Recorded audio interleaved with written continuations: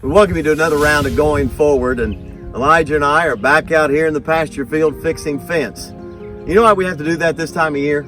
Constantly fix fence?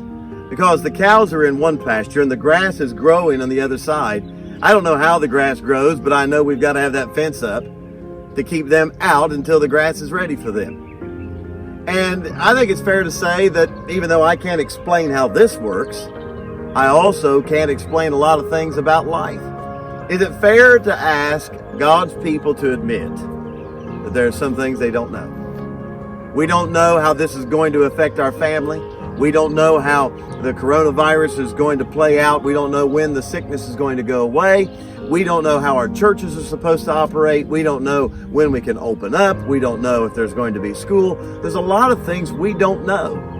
And God's people have to be willing to admit that. And the Bible says in Jeremiah chapter 33 and verse 3, "Call unto me, and I will answer thee, and show thee great and mighty things which thou knowest not." God anticipated that we would not know everything. But as much as He knows that we don't know, He also is reminding us that He does know.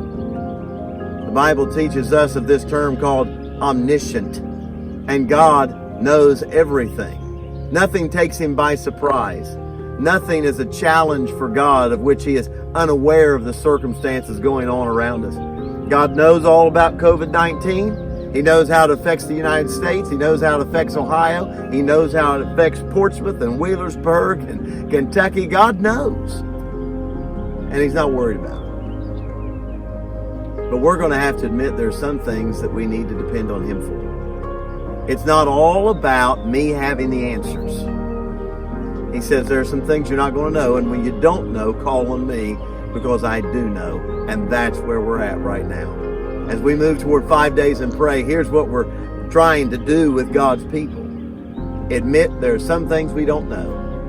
And in all things, we need to trust in an all-knowing God. God bless you.